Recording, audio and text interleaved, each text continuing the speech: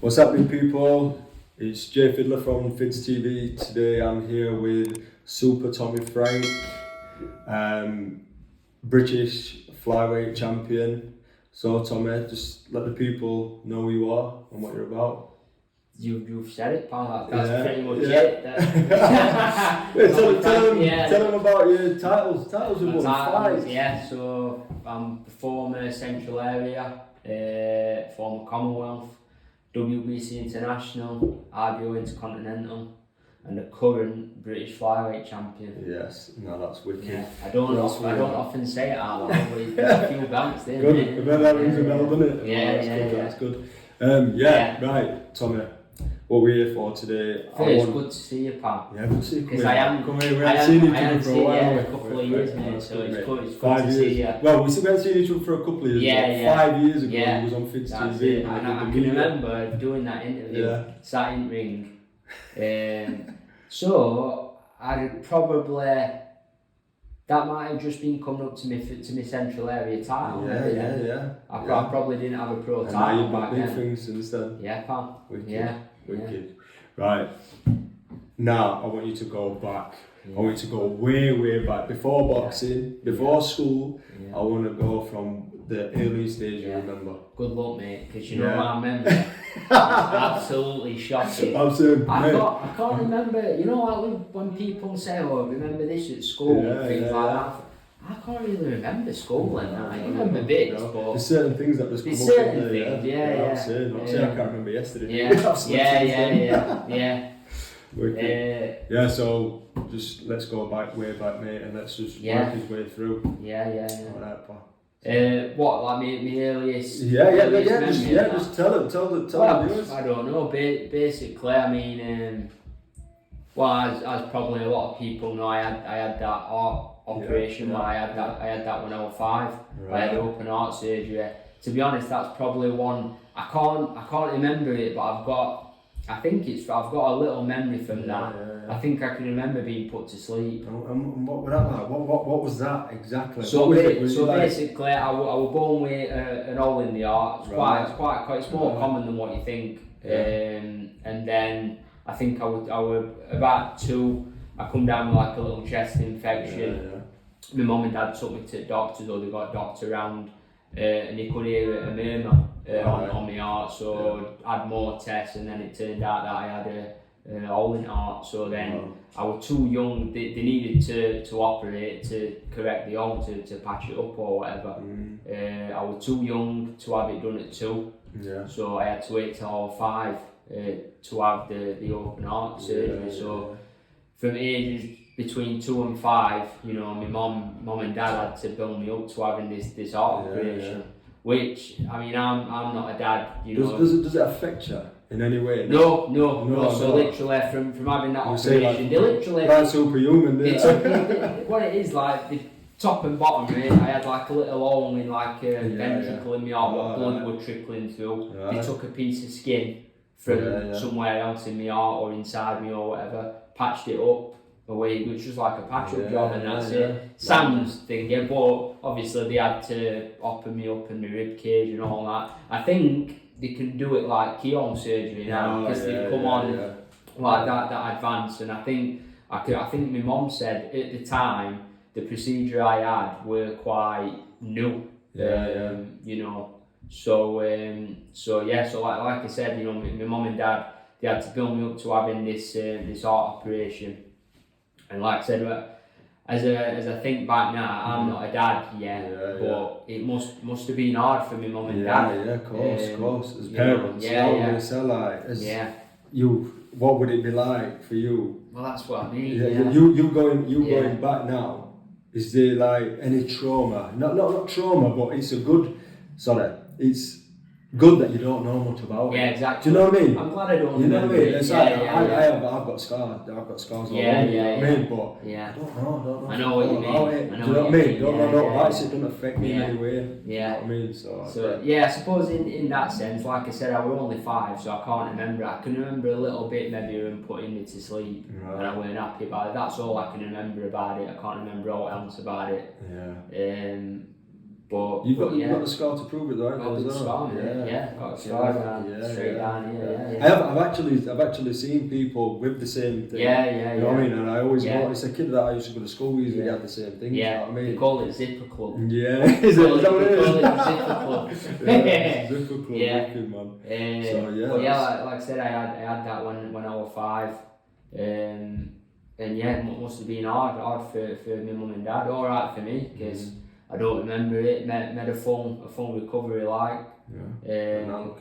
Surgery were a success, and then that were it from there. But I weren't, from what my mum and dad said, I was never like a poorly kid. You'd like before I had my operation, I was just like a normal kid running around. I think only symptoms I had were it's something to do with your heart. But when I was running around and if it were cold, my lips went blue. Okay. My lips used to go blue, so that was one of the symptoms. But apart from that, I was never out of breath. Well, that's got to be for your mum and dad. That's got to be like scary, that. Isn't it? Well, yeah. You know what I mean? To see your lips go blue. Yeah. You know what? I'll tell you a story about my sister's bloke. His son. He used to cry that hard. Yeah. He used to stop breathing and his lips went blue. Yeah. Do you know what I mean? Yeah. It's scary stuff, isn't it? It would do, wouldn't it? Yeah. It's scary shit. Anyway, nice one to tell us about that. What was your childhood like? Did you have a good very good childhood, mate. Honestly, mate, my mum and dad just a normal working class Sheffield family. You know what I mean? My mum and dad got an older brother and sister. They say I was surprised. I was an accident. That's exactly what happened. I'm third. Yeah. So like my sister Carly, she's oldest. My brother Kevin, he's Kevin after me dad, and then I came along, like, so my brother's what's my sister now? Oh, she'll kill me if I get this wrong. I think my sister's 40. She's 42 or 43. I can't. And my brother's just behind her. My brother's 40, and like I said, I'm 29. So I came, I was accident. So a good one. So they're still together, your mum and dad? Yeah, they're still together, fam. They're still together. They're a great couple. Kevin and Christine. That is old school. That's old school. That's how it worked back then. Do you know what I mean? Like this day and age, it's gone mad. They were 15 and 16 when they met. My dad's off at Park Hill. My mum's off at Wyburn. So they were 15 and 16 and been together ever since. Like, where are you from? I'm from Intake. So when my mum and dad had me, we lived on Manor Lane. That S12 or something like that. Yeah, I'm from S12. I used to live at Ackenthorpe. North Richville and that. Well, that's just up road. I used to live on an estate called Scowdens. Right. Like my stepbrother went to city school and whatever. Right, get you. And, It were a fucking rough hole. We were a fucking rough hole, but you know what? It were really good times, you know what I mean? It were really good times back then. Yeah, it's good. It's good. And it's not there now. Right. It's not there. But I visited a shop, we used to call the hut, and it was just a fucking hut. But it had everything you wanted. Right. I can remember getting like £5 from my dad every week just to go and spend, and I just used to buy the most random shit. You know what I mean? Just what shop was it? It was just a hut. It was just literally, like you've got your corner shops and your locals. Right, It was like that, but it was a hut because that's how it were around there. You know what I mean? But it were good times. I know what you mean. The houses were like prefab houses. You know what I mean? So. They were small. They weren't like, it was just a proper council estate. You know what I mean? But like, I'm from a council estate. That's it. Born and bred, and they are the best places to be. They are, Fucking stuck up idiots. No disrespect, but that's it. Like I said, estate. I just think that's it. That's why, like, I love Sheffield, mate, and I'm very proud of being from Sheffield. Because I love the people. I love the like when you go down south and stuff like that. Like I've been down London and stuff. I work down there.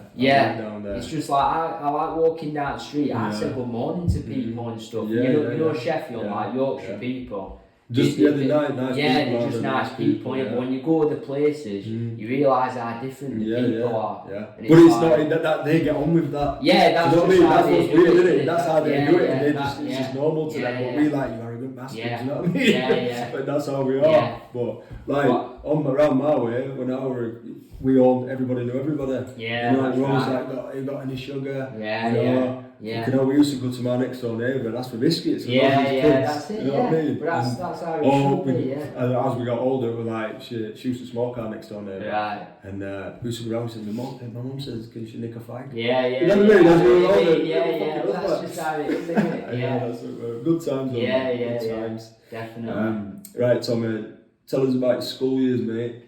Yeah, so I went to St John Fisher Primary School, Ackhamthorpe. That's Ackhamthorpe. Okay. Yeah. Spring Lane, Catholic school. I'm Catholic. Like my family's Catholic. My family's Catholic. And then I went to All Saints. Secondary, like. Right. So good school years. Do you know what I mean? Just pretty normal, really. So, what year did you start boxing, or even thinking? So, did you reacted as a kid? Yeah, I was around. I'd say I was around 11, 12, 13. Because my cousin Ricky, he was a boxer. Oh, right. Okay. He boxed for Glyn as an amateur. Right. So he boxed for Sheffield Boxing Centre. He had amateur fights. So I used to go down to my auntie and uncle. Is he a Frank? Yeah, Ricky Frank. Yeah. Man. So I used to go down to my uncle Chris's, Auntie Donna's on Park Hill Flats. That's the fall, isn't it? You are? That's it. Back in there, Park Hill, Vibrant Manor. That's it. So I can always remember like going down there with my mum and dad, and my uncle used to have a punch bag in Allway. Right. So I can remember seeing that and like hitting that. And then my uncle loved boxing, obviously, because our Ricky used to box. So he used to put like Mike Tyson videos on, like Mike Tyson's greatest hits and that, on VHSs and that. So he used to give me them to take up. I used to put them on, watch them and start like shadow boxing and that. But that were, so I knew the Ricky box, but that were all that was my first memories of boxing. In my house back in the day, it was Mike Tyson, Nigel Benn. Yeah. Not so much Chris Eubank, but he were amongst the names, and Naz. Yeah, Naz. Yeah. We'll get to that in a bit. I'm going to ask you your favourite boxers and stuff like that later on. Like. So, how old were you when you started boxing? When you actually went to the gym? I think I were either 12 or 13. And I think I just asked my dad to take me down one day. So you had an interest yourself then, didn't you? Yeah, so I had a little bit of an interest. From that.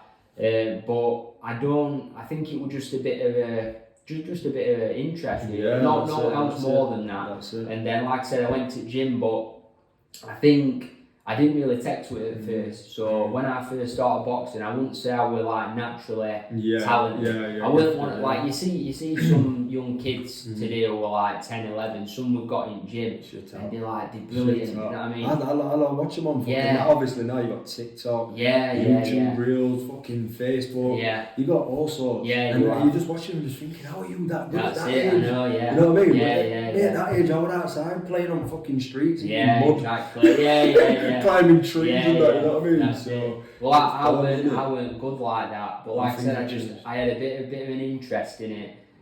Didn't really take to it at I weren't really eating mud, by the way. Fucking hell, people go out. Sorry, don't worry. But yeah, so I didn't really take to it, but something kept me going back. Something just kept me going. So what it were I started like with a couple of schoolmates as well. So as the weeks went by, my mates kind of drifted off and they didn't go anymore. But for some reason, I kept going. I just kept going to, I don't know if it was Saturday morning session. I just kept going every week. And and then you know, so my interest kind of grew in it. Then you get the bug. And then I got the bug. But at the same time, so around 13, 14, I was playing football as well. I was playing, but I weren't playing for Woodhouse Juniors. Yeah. I was training with them every week. But I weren't good enough to get in the team, so I used to go with one of them. Don't remember how sure I too left it. Yeah. So I used to go with my own schoolmate, and his dad were manager. He run it and stuff. Right. So I just used to go and train with them and I just enjoyed it. But I was never good enough to get in the team and play on Sunday and that. So then I started boxing as well. So as a year or so went on. My dad used to take me to the gym. Yeah. My dad used to take me to football training, and I think it were around when I was 14 or 15. My dad just said to me, "Look, I've seen you train boxing. Yeah. I can see that you like it, and I think you've got a little bit of something for boxing. Yeah, of course, I think if I were you, I'd pick what you want to do." So was a hard choice there. No. What did you like most? So you like boxing most? Right. I enjoyed playing football, but I wasn't good. I enjoyed football when I was young, but I was shit. But I just had it I can't put my finger on it. I just had this little something inside me for boxing. There was something curious about it. So I picked from that day. I picked boxing. Yeah. And you just picked me training up and stuff. Started taking it more serious. Started having amateur fights when I was 15. Yeah, from 15-year-old to now at 29. Yeah. Boxing's been my life. That's it. Of course. How many amateur fights? I had 45 amateur fights. Right. Yeah. What record did? And I only won one more than I lost.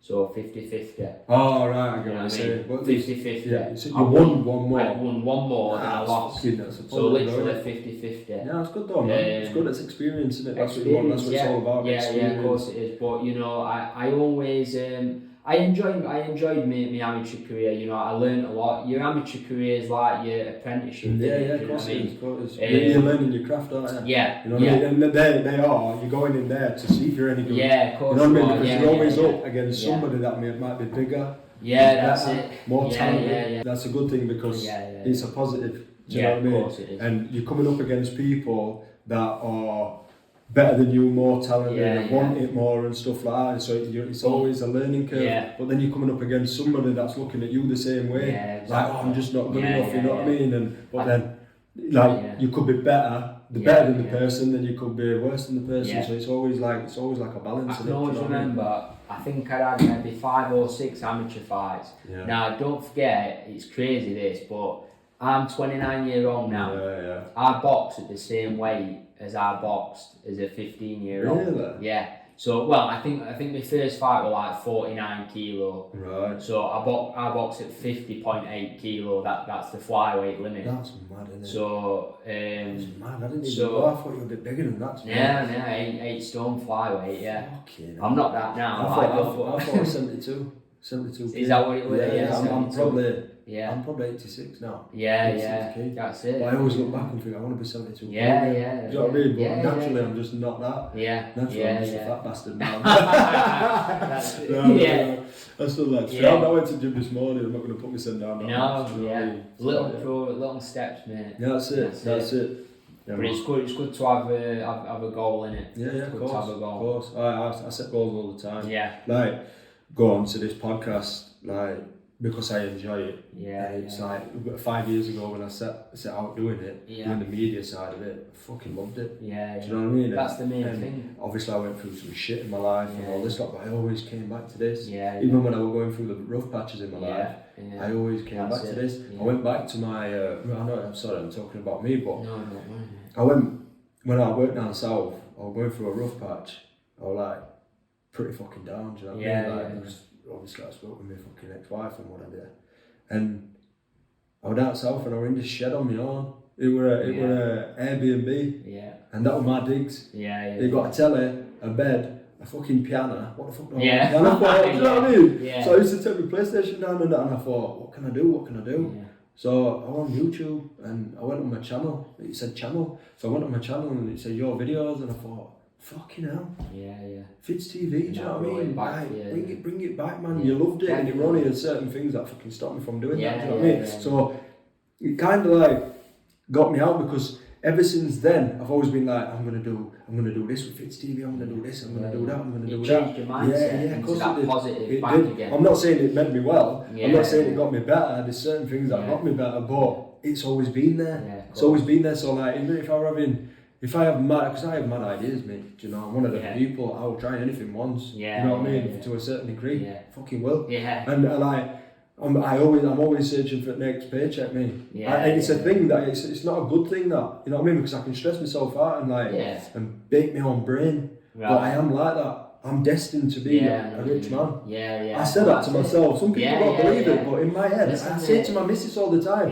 I'll be rich one day, don't I? I'll be rich. But like this. The thing is, you won't be. Yeah, I know. And I say it all the time. But you just know. You just know. Yeah, and like, I've done all sorts anyway, but the FIDZTV's always been there, and I was just like, you know what? So I started just doing little videos, just me on my own, in my bedroom, in this fucking shed. Then I started doing it, like, when I came back to Sheffield, when I moved back, well, I weren't living there, but I worked away there, so we were only here at the weekend. So I'd come back on the fucking weekend, and I'd be at my grandparents' house, in the bedroom, just videoing myself, talking about random shit. Well, not random shit, what everybody's talking about. And it must have been like, could have been like Jake Paul, because he were top topic, you know. Javante Davis, you know, like because boxing's my thing, I love it, you know what I mean. So just talking about that, then eventually I just thought, while watching podcasts or watching all sorts, and I thought, that's me, that. I do that. I love that. Like, I'm interested in people. Just like and I do. But that means you'll make it work because you've got that little spark. And you love it. You love doing it. Yeah, I work full time. I work full time on the rail. And I enjoy it. But then it's not a hobby. That's the way of life. That's my job. So I go there. Some days it's good, and some days it's shit. You know what I mean? Like, I just worked 3 weeks on bounce on a viaduct. Couldn't get out of rain there. You know what I mean? Like, you know, it was horrible. I bet. So it's hard work, but then this is my hobby. And I can't wait to get this started. You know, this is why you go out and you like spend your own dough on shit like this. And I'm just thinking, I'm gonna do it. I'm not saying it's gonna make me rich. I might be rich in a different aspect.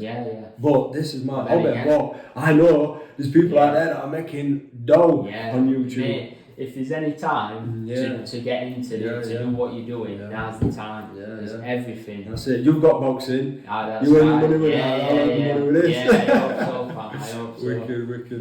Yeah, so let's get on to the pros. When did you turn pro? I turned pro, I think I was 23. Right. So 2016 I turned pro. Right. It was 30th of July 2016. Right. At Magna. At Magna on Speedy's undercard. Speedy 4, Andrew Robinson. In a 10 round. It was rain strap, weren't it? Did he say one of his toughest tests? We had were an eliminator for the, because it was eliminator for British and Commonwealth. What, his fight? His fight. His fight. His fight. You're on your day. No. His fight were an eliminator for British because he boxed Tommy Langford next. That was for British. He lost that, didn't he? He lost.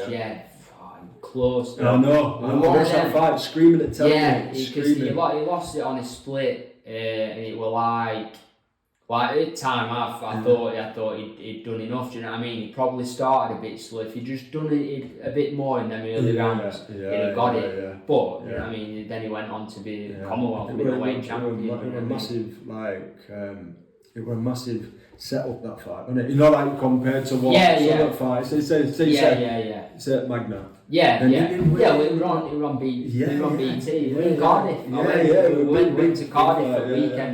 Cardiff Arena on BT on Frank Warren. In fact, I think it was Box Nation because he had Box Nation back then. So I think it was on Box Nation. Yeah, because Tommy Langford was Frank Warren's. He would have young fighter. So. Just good memories. I enjoy build up to that because he can he kind of loves it, doesn't he? Like I said, 5 years ago I did his Commonwealth. Yeah. I was behind the scenes, doing everything, just going through what a fighter gets up to on fight night. Go watch it on YouTube, man. We're having fucking massages, we're having crack, you know what I mean? Back and forth, we were having crack with Guy who was watching him get his hands wrapped. That's right, one of the inspectors. He's a funny man. Yeah, he is. He's a good man, Sam. He's doing well now, he's part of the training team now, he's retired from boxing, but you know, he's part of the training team. I'm going to have to see what he's saying, see if he'll jump on here. Definitely, man. Jump on here, because he's always got some story. He's always got something to say. Some shooter. That's it, shout out. But yeah, so I made my debut on his undercard, and just onwards from there. I think I had 6 fights. I think there were four rounders. And then in my 7th fight, I boxed for the Central Area title. My first title fight, my first 10 rounder. You know, because you're flyweight. Yeah. And that weight division.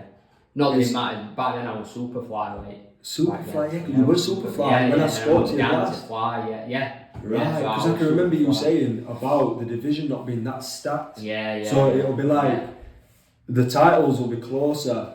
Than your usual. Definitely. You know what I mean? With three stages and that. Yeah, exactly. Yeah. I can remember you saying that. So what do you say? Your 7th fight. My 7th fight, I boxed for area title. Boxed for area title, won that one. So that was my first title as a pro. Good title, not Central Area, like an old-fashioned Central Area. Like some good fight, like Sam Sheedy have won it. A lot of fighters from my gym have won it. John Fuchs. A lot of people do actually want to go down. Definitely. But you know, Clinton Woods won it. Ricky Hatton won it. Central Area. It's a good first title to get. And then from there, God, you've got me thinking now. So I won that in my 7th fight. 8, 9, and then I won Commonwealth in my 10th. Yeah. Good that. That's really good.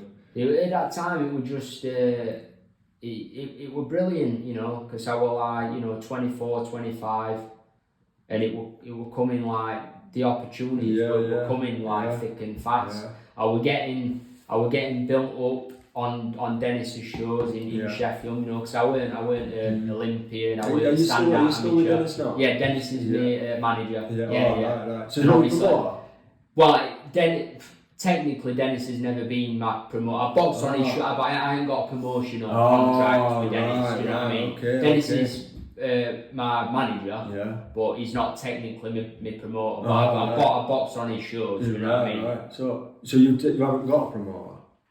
Well, technically no. So if I got a chance to box on Sky, do you know what I mean? You can go wherever you want. So it's like, what's the fucking word now?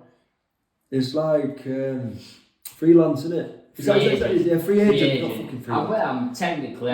I'm a promotional free agent. Fucking hell. Eddie, I know. Get at him, fucking British champion here. What's happening? But listen, Jesus Christ, I want to see a fighter. This guy, I watched him box with fucking a broken arm, Mate. But that's the thing, you know. Going back to that, I mean, watching that fight. That fight was fucking hectic. But anyway, back to that. Like I said, a few things have happened in my career. The one thing I've learned is it's not a straight road, mate. No. And it's been. I thought. I don't know if I thought it was going to be, but I pretty much thought it was going to be a straight road. So I won Commonwealth at super flyweight. Dennis got me an opportunity to box for an IBO world title. Right. So you've got IBF, WBC, WBO, WBA. They're your 4 main ones. Didn't that fall through? You also, So like the IBO title, they don't class it as like one of the main world titles. But I was looking at it as in it's gonna be like a door opener to the bigger ones. You know what I mean? It would have been. Fucking what's his name? So Who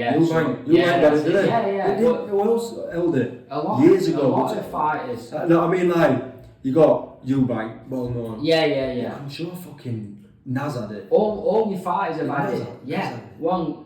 Funnily this, so In fact, I think it was anniversary the other day when Nas fought Barrera. That was for an IBO title, just an IBO title, which I didn't know till not long ago. But all your fight like Mayweather, Pacquiao, they've all had the IBO. They fought for it along with the other main ones. It's not like it's not up there though, is it? It's not like WBC. No, it's not. No. But it's going in that direction. You thought you can only get closer to boxing for one of the main four ones. So Dennis got me an opportunity. I had the IBO Intercontinental title. I won that in Sheffield. That was just to get me a ranking at flyweight. I never boxed at flyweight. So I got that, won that, and then I was meant to box for the IBO flyweight world title in March 2020. Right. So after Christmas, I was training for that fight. The fight was getting closer. We went away, I think it was like two weeks before the fight, or maybe 3 weeks, to Ventura, me, Glenn, Matt Mowat, other boxers to get a good week in sun out there to train. But then just before, I tell you what happened. Did you go out there for high altitude training as well? Not really. Is it? Just a bit of sun. Is it? Just a bit of sun. I always think, you go away. I know what you mean. Because I can remember Carl Brook years ago, and he was climbing Mount Tiger. Fighters do it for that reason, for altitude and running in hills and stuff. But I think more, like when you're from Sheffield and that, you get sick at rain, cold, don't you? So just like so coming out for camp. So a week training in sun, a couple of weeks before fighting, eat, helps with weight and stuff, and just a nice bit of sun. So that's what it is, and just kind of a nice finish to the camp. And then, but just before that, we were hearing rumours about this coronavirus. And it's just one of them things. It's one of them things where you think. Cause I can remember our lass. She was telling me, because she at that time she was an air hostess for British Airways. Right. So like in their circle and that, from all over, they were hearing about this COVID from China. And then she was saying to me, as if that's gonna come over here or what? I bet you won't hear about that. Get 2 weeks, they won't be talking about it. So then, so just before I went to Ventura, Dennis called me, and he was like, "Tommy, it's two weeks before the fight. I'm a bit worried about this coronavirus, and I don't want you to go to Ventura." So like, what are you on? Like, what are you on about? That's not going to count. What I was saying to Charlie, I was saying to Dennis, and he was like, "Look, I'm just here. It's getting a bit more serious, and they're on about it's going to come over here, and apparently it's a proper virus that's spreading. I don't want you to go over to Spain with flights and get stuck over there and all that." So I'm like, "Dennis, don't worry about it. It'll blow over, whatever." So next day we went out there. And then I can remember us all getting up for his running in the morning. We put BBC News on radio and stuff, and I can just remember every morning it was getting a little bit worse. It was just dialing up a little bit. They were talking about it more serious, and then towards the end of the week they were saying, because by this point it were in Britain and it was spreading, and they knew that. I can remember TV coming out, just red dots every morning, worse and worse, and I can remember my dad and just like, "This is fucked." I know, it was crazy. And then towards the end of the week they were like, these sporting events are being cancelled. So then like we're all not saying all, but we're kind of thinking this might be a bit serious. So then we had a good week's training, went to go home. We were in airport in Spain, and I think I was getting our last a bit of something from duty free and stuff, I was paying for it at checkout, and women on the desk were like, "You're very lucky, your flight is going to be one of the last flights out of Spain. They're shutting this airport tonight." So then we were like, this is happening. Do you know what I mean? It's serious. So we got back to England. I think it was maybe the Friday, and then the following Monday was when Boris made that announcement and we were in lockdown. So obviously fight were off, fight were like, 10 days away, fight were off, and we were in lockdown, and we were upside down, and how crazy is it, thinking and looking back to that time. I seen something on internet the other day, and it was just fucking, it was derelict everywhere, but you don't realise that because you're in your house. You know what I mean? When you're in your house and you don't realise what's happening out there, but when they were showing like London, it was like a film though. It was like a zombie film, weren't it? It was like an apocalypse film, weren't it? It was showing like clips of like India, when you're fucking literally climbing on each other in India. There's that many people there. China, like Shanghai, all these places that are fucking like proper populated, like overly populated. You know what I mean? Fucking knobbed there. You know what I mean? And it's like, what? Yeah, it was like you were living inside a film, weren't you? Like I can remember, because there were all rooms, and it were proper lock. There were a couple of lockdowns, weren't there? I think first initial one were like 3 week, and then they put another 3 week on it. It was like an hour. How long did it go on for? I can't. You know what? I can remember the lockdown. I can't remember how long it went on. It's all just blurred into. Didn't it start in 2020? 2020, and then it come off, didn't it? Then it come back. It went into a second lockdown. We did. So that was that. So I got the IBO World title fight that fell through, and then no one knew. Football were off, professional football were off, boxing were off. No one really knew what were going to happen, did they? So I think, like everyone, I was just sitting tight for a couple of months. I didn't know what was going to happen, and then I think months went by and football came back behind closed doors. I think boxing eventually came back behind closed doors, but again, I still didn't know what was going to happen. And at the time, I was thinking there's not going to be any foreign boxers coming in. It's all going to have to be Britain versus Britain. What I didn't get, that's what I didn't get about it, because everybody were like, you're not allowed to mix and all this. But then for you to get two people from different countries, just coming up and like possibly fucking spreading it. Do you know what I mean? Well, I think that early into when boxing first came back, there weren't any foreign fighters. Right. So then in my head, obviously, I was talking to Glyn, I was talking to Dennis and Steve Crump every week, and just seeing what have you heard of, what's in pipeline, when do you think I'll be fighting again? So then we were thinking there's not going to be any foreign boxers. So let's go down the British route, because British title is obviously something I've always wanted to win. It's something that every British fighter wants to win. So you know what, I had the opportunity to box for British against Sonny Edwards in super flyweight. He's a good fighter. He's IBF flyweight champion now. So is that a fight you want? Is that a fight what you'd take? Well, of course it is. 100%. You know what I mean? It's a fight. I would tune into that. Back then, I just won the Commonwealth. It was a fight I wanted then. You know what I mean? The fight got offered. Dennis had already. I think I can remember you talking about it last time. That was fucking years ago. Because he was training at your gym. He was where you sparring. I sparred him a couple of times. That was a bit before that. Oh right, I remember seeing him in your gym. Yeah. And pictures.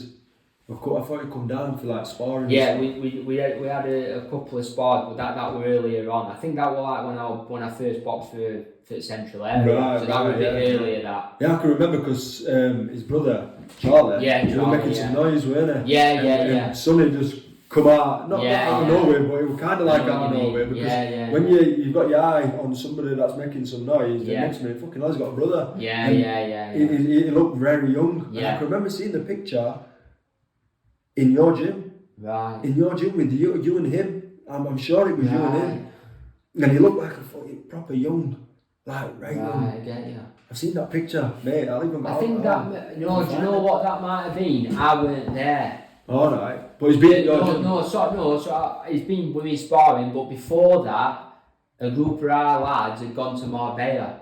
He'd gone out to the gym in Marbella and he were there and they'd sparred with him there. So that might, be the picture. Yeah, that might be that then. Right, I didn't go, but a few lads they went on a training camp to Marbella. Right, might have been that and then. he were in the gym, so it might be that. Right, okay. So ever been somebody from your gym? Or that might be it, yeah. But like I said, I wanted the fight then. Dennis had already got wind of the IBO at the weight below flyweight, so his plan was to move me down and box for that, and hopefully fight Sonny for something bigger. But you know, at the time I was chomping at the bit because I wanted, you know, number one, I wanted a British title. You know, Sonny's a talented kid. You know, he was then and he is now.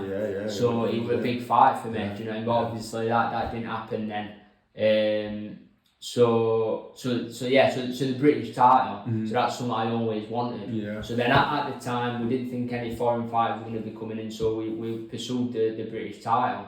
So I were on that, I was meant to box for it on the car park show, on the first car park show. What Dennis said he did. But then like 2 weeks before that my opponent pulled out. We've been trying to get it on for ages and the fight just kept falling through. See, that's the odd thing about boxing. It must be frustrating. It is frustrating. It's not just you. It's fucking loads of different people. I see it all the time. The people that are just starting out their professional careers, they're always having fights. Oh, sorry, my fight's not on. Tickets, crazy, giving money refunds and all that. Man, I just think, and a lot of people out there think that boxers are rich. No, it's not. You know what I mean? Like yourself, you're at a fucking good stage. You're British champion, mate. You know what I mean? That's a dream. That's a dream. Fucking hell, my dream was to turn pro. You know what I mean? You're British champion. You've got all these titles. You know, but it's not as glamorous. It's not the glamorous. No, but that's what I mean. And I've noticed that. Yeah, definitely. Like there's boxers. I'm not saying you are, but there's boxers out there are quitting boxing, professional boxing, because it's not paying them enough. You know what I mean? And you're grinding like fuck. Right, I'm gonna go for a different thing here, and this is about the YouTube boxing, right? And it fucking it gets me mad because, like, obviously I was around boxing fucking back then, but you have to grind to get where you are, and all these kids that I know have fucking done it from very, very young.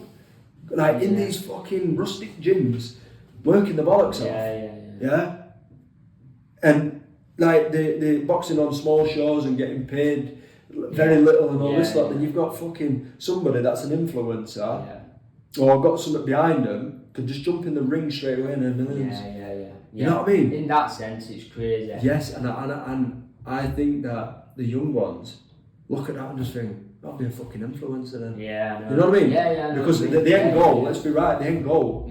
I know there's titles and that, but that's your dream. Of course. You know what I mean? The end goal is fucking putting the readies in the bag. The thing is, the world's changing, innit? The world's changing. It is. I understand that. Back then it wasn't, but now it's changing. The world's changing, and it seems like boxing's changing a little bit. Like lately, we've had like the YouTube side with Jake Paul, creeping into it, and like part of me thinks, well done. Don't get me wrong. I don't want people to think that. Fucking well done, mate. You know, if somebody wanted to fight me now, mate, I'll jump in and fight anybody. If you were in that position, and you were potentially earning millions. You've ever heard that saying? Would you fight Mike Tyson for $1 million? Well, mate, I would go in there, get stopped out in the first fucking round, first 10 seconds for $1 million. Do you know what I mean? So you can understand that side of it, but then there's the other side. But that's where boxing's very unique,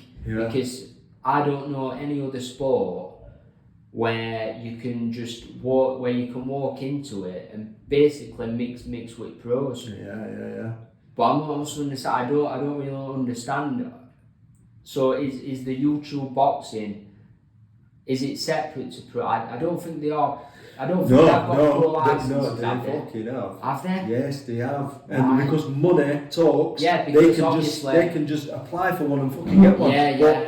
But because Jake Paul's got a pro license, hasn't he? Yes, he has. And so Conor McGregor has. Conor McGregor, don't get me wrong, he's different discipline. Obviously he does UFC and all that, but he jumps in fucking ring. I know what you mean. best pound for pound boxer I could ever fucking think of. You know what I mean? So it's basically like me rocking up at Sheffield United in the morning and saying I want to play Saturday. Exactly, and this is what I'm saying. This is what I'm trying to get at. When you look at it wouldn't happen, would it? No. When you look at it, it's like a dream of mine to become professional. This day and age, it's easy. Fucking sign up, Jay. Just get yourself a fucking. You know what I mean? Yeah. Just get yourself a license. But then again, another part of me thinks, you know what? If you can do it, and if you're an influencer, and you can make money for your fan, get a crack like on I just said, anybody wants to fame me, let's fucking get it. Yeah. You know what I mean? If it's going to make me some rubies, let's get it on. Jake Paul. I'm not going to call you that. Yeah. Smash it. There's pros and cons to it. There's two sides, isn't there? Yeah. But boxing's very unique. It's like you said. There's no in between with boxing. Like people think, if you're a professional boxer, they think Anthony Joshua, rich. money, rich. But there's another side to boxing. There's the lower lower level. Until you break into that bigger level with bigger fights, it's a hard game. It's a very unique game. What did Bellew say? I was watching a podcast he was on. And he said he didn't make no fucking money. No. Up until he got Macabu. Is it Macabu? Yeah. Macabu. For world title. Yeah, that football ground. Everton football ground. Yeah. That's when and I don't think that would even. Yeah, I know what you mean. It was when he stepped into the ring with Usyk and that. That's when he started making money. And David A and stuff like that. When you look back on his career when he fought. Cleverly, Nathan Cleverly. Back then, as a younger person, I was thinking everybody that steps in the ring, are paid. Yeah, I know. Do you know what I mean? You see that's a big fight. You learn as you get older. It's like fucking hell, man. Do you know what I mean? It's don't work like that. People say to this day, it's easy to get older money. I think it's hard as fuck. You know what I mean? I'm working my ass off day in, day out. I'm fucking working this weekend. Just trying to get the paper in, do you know what I mean? But it is what it is. Boxing, it's like I said, it's a very unique game. In the sense of, until you're in big fights, you're not boxing for a lot. I mean, I'm a British champion. I'm not boxing for peanuts, but I can't live off my fighting. You know what I mean? You've got to pay. Listen, is it your manager to take a split? Yeah, your manager, your trainer, all that. But your fight purses, especially like it probably shouldn't be like that, but as a flyweight as well. But the good thing is that you're doing what you love. I'm doing what I love, and you know what? It's if I win boxing for money, I'd have quit a long time ago. Don't get me wrong. I hope that I have some big fights in front of me, and I can make some money. One question I'm going to ask: what's more important to you right now as a British champion? Legacy. Or the money? Always legacy.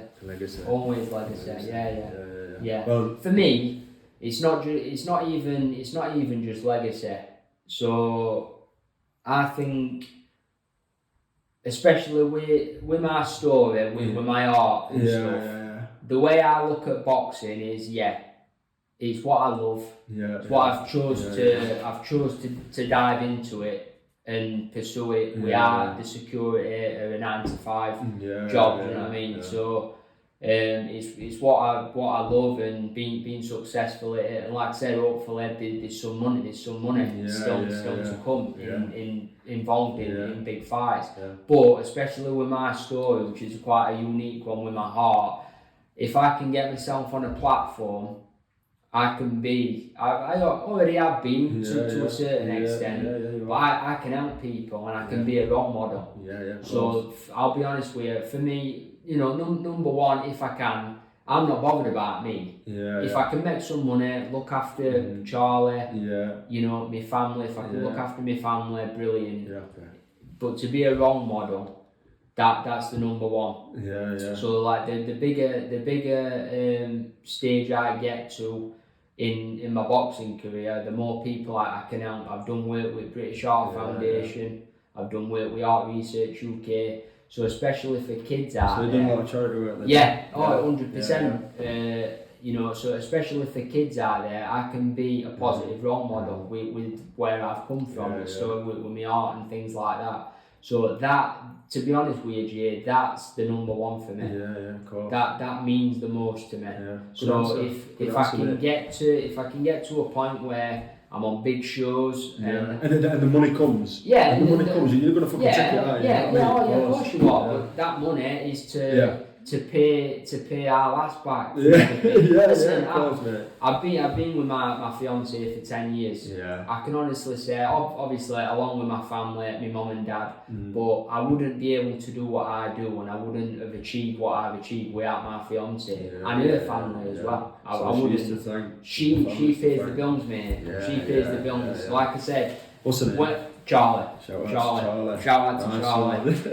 So if she's very lucky as well, so I like her to marry me. Oh yeah, well, that's it. No, but we're gonna come out with something. No, but seriously, I wouldn't be where I am without her, because, like I said, boxing, it's very unique in the sense that until you get to them championship fights and you're boxing on TV, there's not a lot of money in it. You know, thankfully, you know, I turned pro, coming up like 7 years, I think. And since then, I've been a full-time pro. I have sponsors who've helped me. You know, some of these sponsors have been with me since I was amateur. So just amazing people, and they keep me ticking over so I can train. But it keeps me ticking over. You know what I mean? It puts fuel in my car. It buys me shopping. That's it. And then obviously when you fight, having these people behind you drives you on as well, doesn't it? You know what I mean? Like you want in life. You always, even though you like me, I don't give a fuck what people think. I've changed, but back in the day I did. Back in the day, as I've got older, I don't give a fuck. Do you know what I mean? Yeah. But you've got that behind you, so you don't want to turn around and say, basically, fuck you, after all you've done for me, you don't want to do this. So that is the drive. They give you that kick up the arse because you want to prove them. You want to prove them right. You know what I mean? Like they backed you, so. I think like rewarding them. What else drives you as well is wanting to pay the people. Obviously, your sponsors. But like I said, they allow me to train full time. But and I fight and I get my purse, and that's your chunk of money, but it don't last. So I last. She pays the bills. We've got an house. So I put a bit of gas and electric on. She pays the bills. She's had 2 jobs. And when you get when you fight, get your purse, take her on holiday. Exactly. Spoiler. Because she deserves it. You know what I mean? Your time's coming, Charlie. Yeah, that's right. Your time is coming. So, you know, fingers crossed. I'm at the stage now. I'm at kind of that breakthrough stage. So you're knocking on the door. It's been a slow burner, Jay. I've had a couple of setbacks, obviously, which you want to talk about. I've had a couple of setbacks, but hopefully I'm just on the verge of breaking through to some big fights. Of course. And you know what? I wish you the best in your career, in everything. Charlie sounds like a fucking angel. You know what I mean? So I just wish you nothing but fucking joy, happiness. Thank you. I appreciate it. Yeah, no problem. What I want to get onto now is the loss. The loss. I watched that fight. I was screaming at the fucking telly. On your I can't believe. Listen, this is the God's honest truth. I can't believe how you was whooping his arse. With one arm. I tried. One arm. You fucking tried. I was like, what? I think with my missus, I was just like, have you seen this? You were just fucking uppercuts in that bed. You were just throwing shots from angles, from different angles. You know, you're kind of like a Naz. You know what I mean?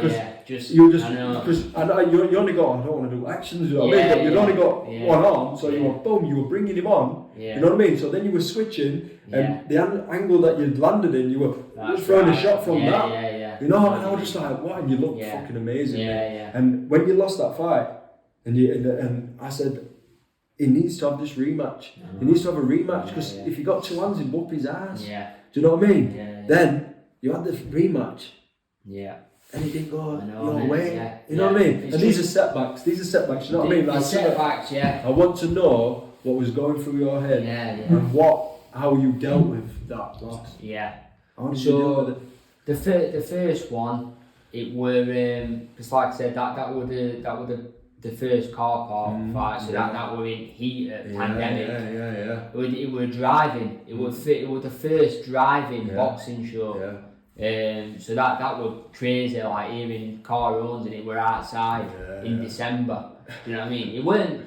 People have said that it weren't cold. Actually, Yeah, but you know, I don't even think you'll be thinking about. No, you're not thinking about that. Yeah, exactly. Yeah. It was just a weird situation. Yeah. So like I said, so that fight, and then what happened in fight, and it was just kind of, I was gutted after. I was absolutely gutted because it was my first loss. I did it with Shonda, and I was gutted, but I can honestly say I got so much love after that fight. Course. I'm not surprised. The love and support I got from people I'd never met, spoke to, that were messaging me, saying they'd watched it. I got so much love, like from Sheffield people. It was brilliant, Jay, honestly. But that would start like a tough time because I hurt my shoulder, so I went for scans on it. I tore my rotator cuff, but thankfully it weren't a bad tear. I didn't need surgery, so it could have just been like rehabilitated with exercises. Shout out to one of my sponsors who's been with me from day one, Lisa Bailey, LB Sports Therapy. I saw her today. I see her every week. Hit her up. LB Sports Therapy, and Lisa was, she's a diamond anyway. Lisa Bailey. You might have seen her. I think I've seen her at Speeders fight. She was doing Speeders fight.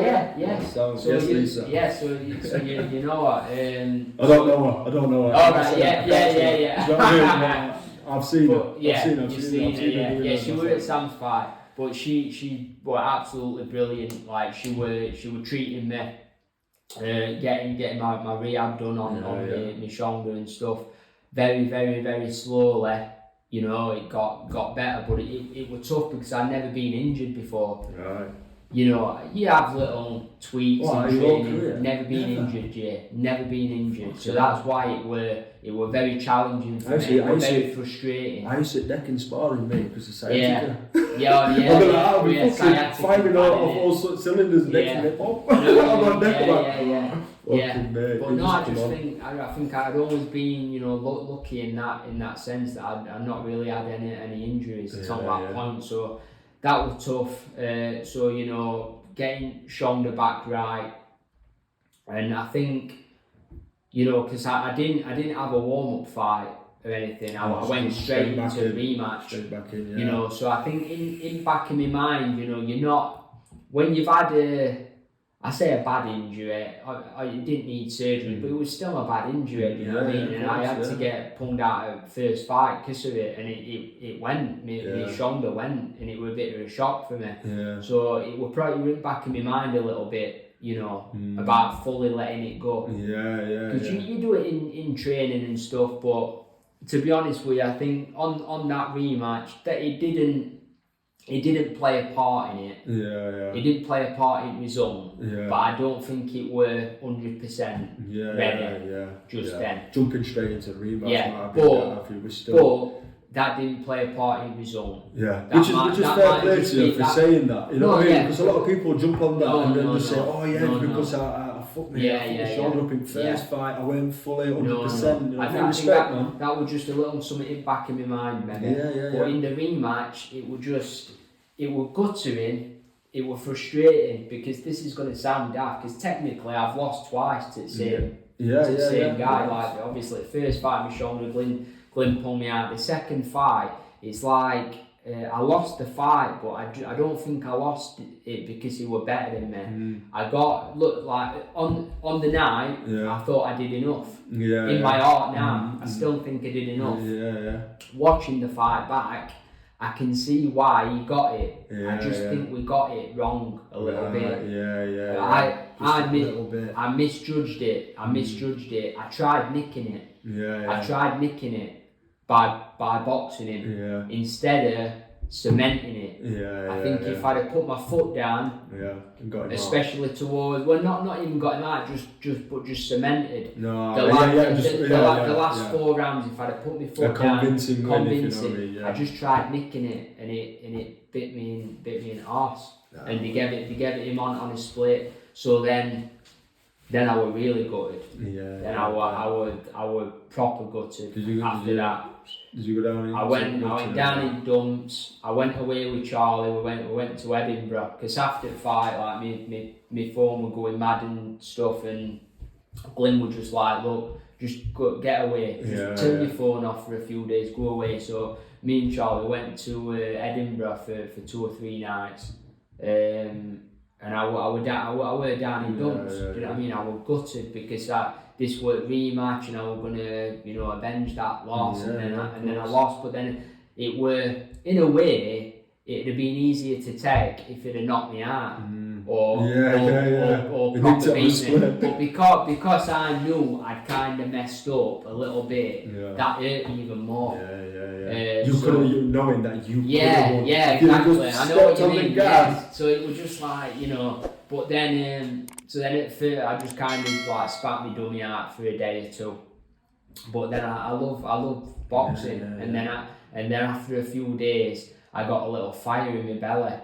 Just thinking, because I might be wrong, but I just thought people were not laughing at me, but kind of writing me off a bit, and just kind of saying, look, I told you, he's not good. He's not. Do you know? Just when you hear a few whispers from people. I'll tell you now, people aren't saying that because you've done way more than a fucking lot of people. Do you know what I mean? So whoever's saying that, just them keyboard warriors, talking absolute shit, doing nothing with their life, just jealous people. And that got to me a little bit. It got to me. I've learned that as I've gone. I'm not a boxer or anything like that, but I could not give a fucking about anybody else. You know what I mean? It's like you learn as you get older, don't you? You learn as you get older. I couldn't give a fuck. You know what I mean? You do you, let me do me. I'm here for a long time, and a good time. And nobody is gonna step in my way. Do you know what I mean? If you don't like me, then see you later. That's right. If you like me, then I'm here for you. I think when I was like I said, 25, 26, and started winning titles, like when I won Commonwealth title, and that's when you start seeing a few comments on Twitter and things like that. But because I was younger then, and I used to take notice of it. Reading. And I used to say to Charlie, like, oh, look what they're saying about me. And she was like saying, don't read that, don't. But it was back in my mind a little bit. But it's not now. You grow up, don't you? You grow up. And it's just part of growing up, isn't it? And you learn. I could go on for days about. Like we were saying off camera, weren't I? How much wiser I've got that, but I think it's through the adversity. Of course it is, all the shit that people go through. I'm not just saying me, everybody out there. You know what I mean? I went fucking like this. I was I was higher than high. I don't know what else to say, but higher than high.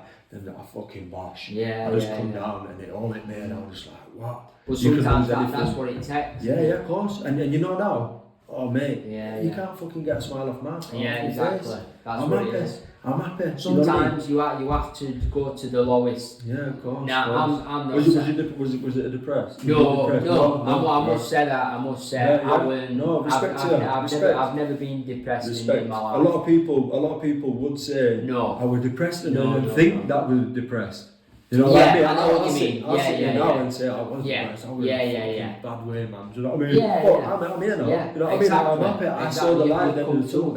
There's light at the end of the tunnel. Trust me. Whoever's going through a hard time, there's light at the end of the tunnel. I just want to say that because it's fucking true. You know what I mean? And there's light and things do get better. So if you're going through some shit right now, just fucking... And it's an important thing to acknowledge in these times we're in now, and especially when you've got platforms like and you can talk on podcasts, there's going to be loads of people listening, and mental health is massive. Of course it is. I've just put in to be mental health at work. You know where people are down and that I take them time to have a chat. Do you know what I mean? Like, but that's brilliant. I just think because I've been through that. I've been down. If they're feeling anything like they need fucking talking to me. Of course. Because I seeked help and I got help. And I just want to say thank you to my sister, by the way. She fucking saved my life. Do you know what I mean? Like, you just need to speak. You do need to speak.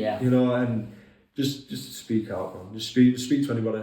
Speak to anybody. Do you know what? Like, respect to you for saying that you weren't depressed. No. Do you know what? We all go through things where you get a bit down, and like I said, after I lost the rematch, yeah, I was down because I'd lost. But I've got, like I said, I've got my family, my mum and dad, Charlie, all her family. I've got the best family unit round me. I've got everything I need in the world to be successful. Yeah. But I still could have been depressed. You can have everything in the world but still be depressed. But I can honestly say it weren't anything like that. Yeah. You know, but I just had to prove myself. I had to prove myself. And I must admit a massive thank you to Dennis Hobson and Steve Crump, because straight after that fight, you know, they got me the rematch. They brought the Mexican over for an IBF Intercontinental title. You know, him being the champion, they had to pay him to come over to get me that opportunity to right the wrong, and I messed it up. Yeah, but 12 weeks later, I won the Lonsdale belt. Yeah. So you know, proof's in the pudding, mate. So, you know what I mean? You were just having but you know, a massive thank you to Dennis, because you know I was already in for the British title before it got changed at Mexican. So the British title was still on the table, and basically after that fight, you know, I had a week, you know, licking my wounds and whatever, chuck me dummy out or whatever, and then I just thought, right, I'm back in gym, I'm gonna right this wrong, and I just basically said to Dennis, look, if you can get me on a show, I was thinking I was gonna have to do a couple of 6 or 8 rounders just to get back winning. I'd lost 2 on a trot technically, just to get back winning, get back in mix. I thought I'm gonna have to do a couple of 8 rounders here. It might have been a little bit different if you had lost twice in a row to 2 separate fighters. Yeah, possibly. If you didn't do as good as you did the first time with one arm, I know what you mean. You know what I mean? You were like, you know what I mean, man? I watched it and I was just like, give him 2 arms. Give him 2 arms. So then everybody tuned into that fight. Well, I did. Do you know what I mean? I'll speak for a lot of people. I'm guessing they did as well. You know what I mean? And it just didn't go your way. So the same fighter. You know. So it's not as bad. It's not as bad. I don't think. Anyway, I don't think it's as bad as 2 losses on bounce to 2 different fighters. You know what I mean? I just don't think it's as bad as that. You know what I mean? So don't kick yourself, man, too much. But you know, the point is, Dennis managed to get me the British title shot straight away, and I just thought, I'm taking this with both hands. This is my chance to get back in mix, to win a Lonsdale belt, which I've always wanted, and I won it. And I believe you'll get it. I won it. I believe you'll get it, mate. Well, no, I won it, didn't I? No, you've got it. You've got it. Oh, I think you'll get it. You'll get it. Definitely. 3 defences, isn't it? 3 defences, yeah. I mean, just to win a Lonsdale belt, I'm massively proud of it. Yeah, of course. But I mean, if you can win it outright, fucking hell. That Lonsdale, Charlie laughs at me because I treat that belt like a baby. Yeah, of course. I get it out, it's gonged, it's heavy. I can remember. I should have brought it. That'd be good. You should have put your belt out there. Listen, there's other times. I know what belts you've got and whatever. But yeah, I've actually held a Lonsdale belt. I've had it around my waist. Yeah. Out with Kel Brooks. Oh, with Kel, I went up to his house once and he does loads of stuff in his house. What in his fucking outhouse thing, you know what I mean? I think he won it outright. Yeah. And I was like, is that the fucking British title, Lonsdale belt? I bet he was just like, I was like, can I pick it up? I just put it on. Mate. I think I had a picture of it. I think I've got a picture somewhere. But yeah, like I said, if you can win one outright, because that's like a family heirloom. Yeah, of course. If you won that to keep, that would be going down the line. My kids, my grandkids going for. They get a few generations down. It'd probably be in someone's attic, but it's memories, isn't it? You know what I mean? It's something money can't buy that. So hopefully I can get that. I believe you will, and I believe along with winning other things. Yeah, of course, man. I believe you're going to go on. I believe you are going to go on. I believe you're a talented fighter. I really do. I watch your fights, and I know what you're about. Like, just down to that. Yeah. Mate, it's just like, how the fuck do you fight with one arm that good? You know what I mean? I don't keep going back to it, but really, I couldn't believe it. I was like, what the fuck? You were just banging them off all angles. It was wicked, man. Yeah. It was wicked. Right. I want to ask you about the biggest fight in boxing. Yeah, what's coming up? I don't know the fucking date, but I know it's April. I think it might be next week. Javante Davis. Garcia Davis. Javante Davis. 22nd. 22nd. Next Saturday. Mate, that is a fucking it's a big fight. Big fight. It's a big fight. Tell me who you think will win and why. I'll be honest. We might debate it though, you know that. I know. I've always loved Javante Davis. Yeah. I think he's a brilliant fighter, and if I'm honest with you, I do think he'll win. But something's telling me there might be a spanner being thrown in works for the fight. Yeah, because do you know what I mean? Yeah, I believe that as well. Garcia is a good fighter. He's a brilliant. He's not. Listen, he's not just a. He's not a YouTuber. He's not. Did you know he had 225 He's a serious fight, which everyone knows he's a serious fighter. Everyone knows he's a serious fighter. He's got probably the fastest left hook in boxing. Yeah. Fucking have you seen that video where he hits that geezer? Yeah. You can't even see that. You can't see it. That's what I mean. What did he go down? Yeah. He's probably the most fastest left hook in boxing. Of course. I think he's the taller kid. Mm-hmm.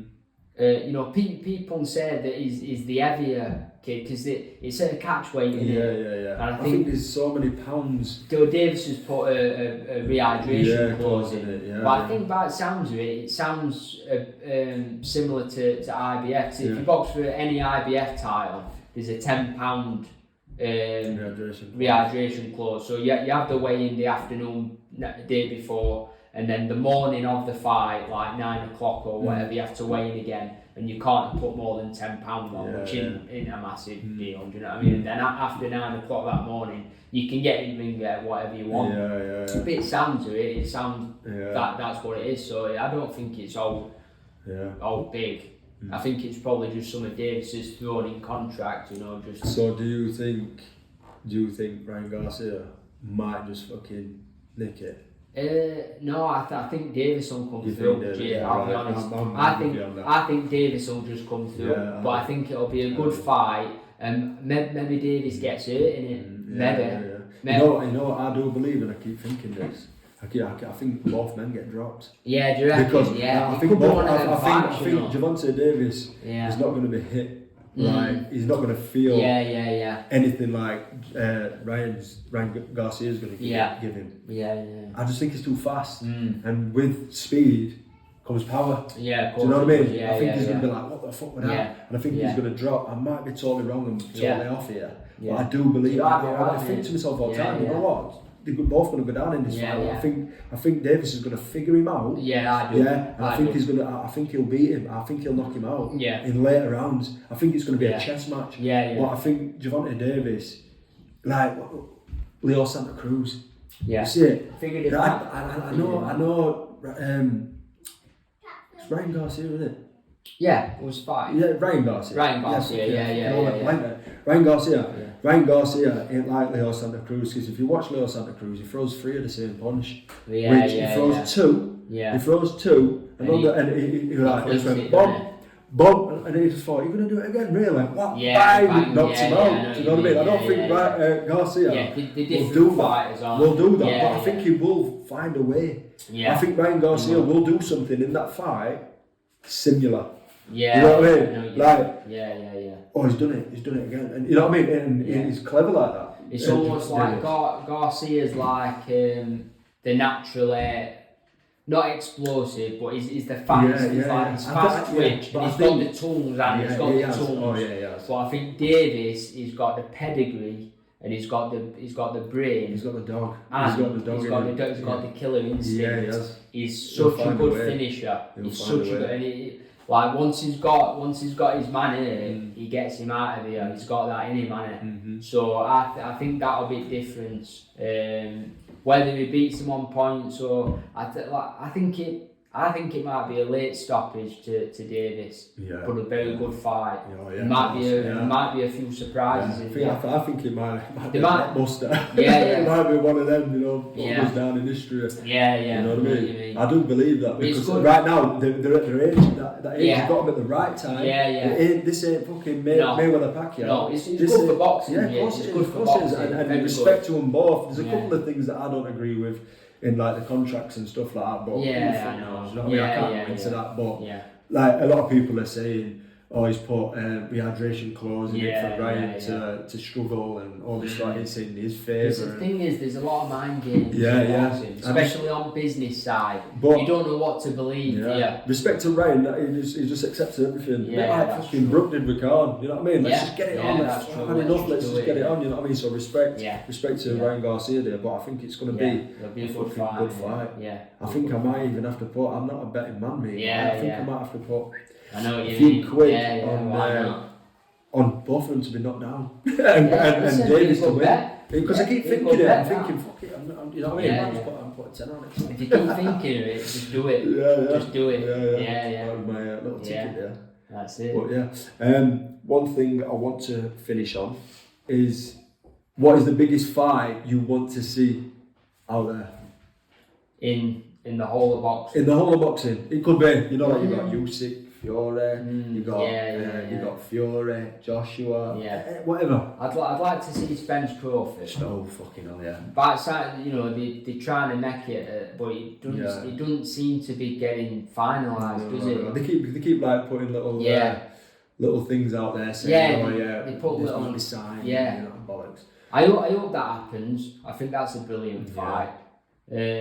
Obviously, with heavyweights, I just think, with the heavyweights as they are at the minute, they should. It's easier said than done in boxing. They should just all box each other. You know, like I think the best should fight the best. Yeah, but you think, Fantastic Four, Duran. I mean, Duran's one of my favourite fighters, if not my favourite fighter. Duran, Leonard, and Hagler. They all fought each other numerous times. So heavyweights, they could do something like that. You've got Fury, Usyk, Joshua, Wilder's in there, but then you've got like up and comers like Joe Joyce in mix, like young up and coming heavyweights, explosive. So there's some good fights to be made. Everyone wants to see Fury Joshua, don't they? That'd be good to see. The biggest one I want to see, realistically, I want to see Joshua Dillian White again.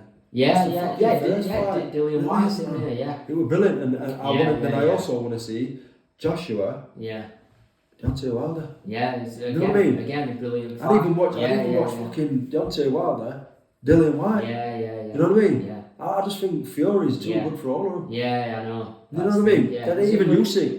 I think Fury would fucking run Usyk over and reverse back over him. He's too big. I mean, you've got... Joshua was big for Usyk, you know what I mean? But he just had that better boxing ability. He did. This time, he's going to come unstuck against somebody that big and move at that side. That's you know what I mean? He's going to be like, what? That's why Tyson's unique. He's massive and he's brilliant the way he boxes, and he's very unorthodox, isn't he?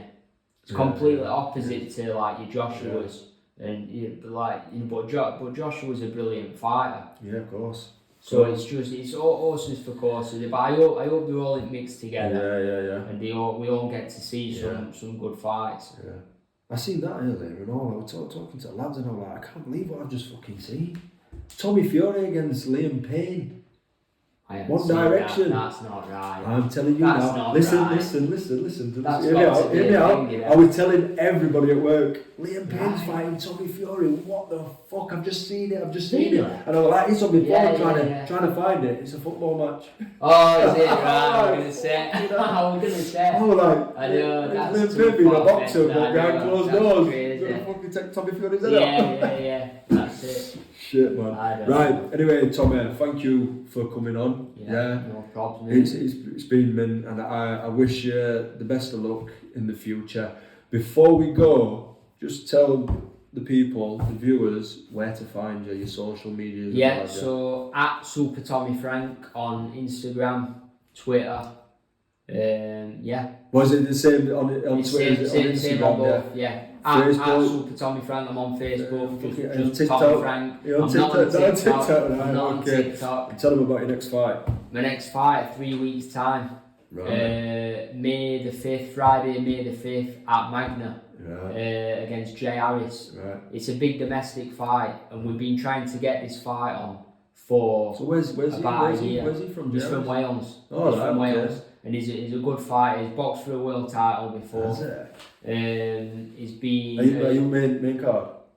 We're main event. He's former European and Commonwealth champion. Yeah. So it's a good fight, and it's going to be a good fight, and it's like like I said from my last fight with Jay's my mandatory for the British title. Right. We've been trying to get this fight on for going on like best part of a year, since like summertime last year. So wicked. basically it will going to go on a big card. We were thinking like Matchroom said that they were having the fight, and then I think, to be honest, I think a lot of like Conor Ben and Chris Eubank and stuff that kind of messed it up a little bit because I think that the show that fight we're going to be on. That got pulled, and then all the Matchroom fighters, they needed rescheduling. Yeah. Basically, our fight just lost its slot. That's what I got from it. And then it was going to be promoted by Lee, and it was going to be on 10th of March at York Hall. Is this on telly, by the way? It was. Is it on Spike? This is going to be on Fight Zone. Fight Zone. It's going to be on fucking Spike back in days. It used to be Spike. Yeah. Good on Spike. Yeah. So it's been a long time coming. Through no fault of mine or my opponents or at it. It's just basically whose show we're going to land on and just trying to get it at home. Yeah. So thankfully Dennis is going to promote it now. 3 weeks time.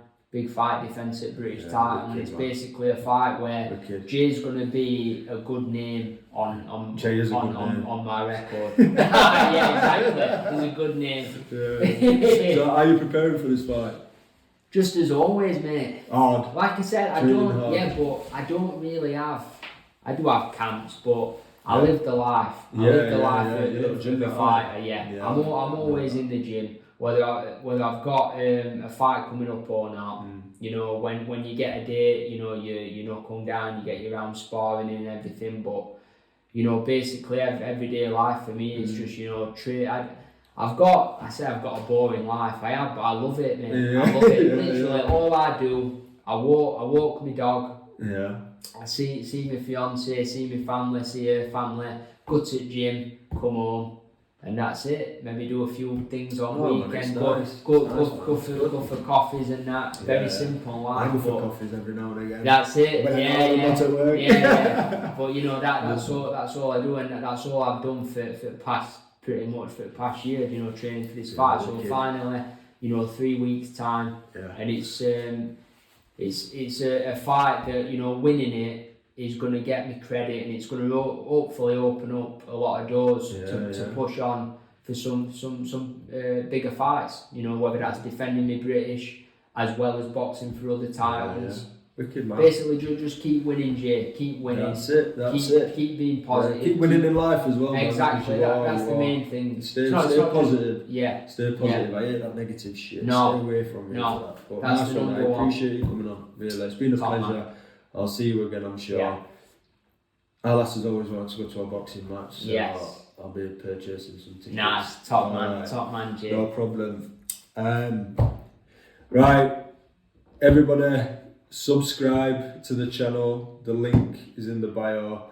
Follow me on Instagram. Follow me on Twitter. Follow me on TikTok. Follow me on Facebook at JFIDZ or at FIDZTV. JFIDZ is my own personal one, and FIDZTV is for the podcast.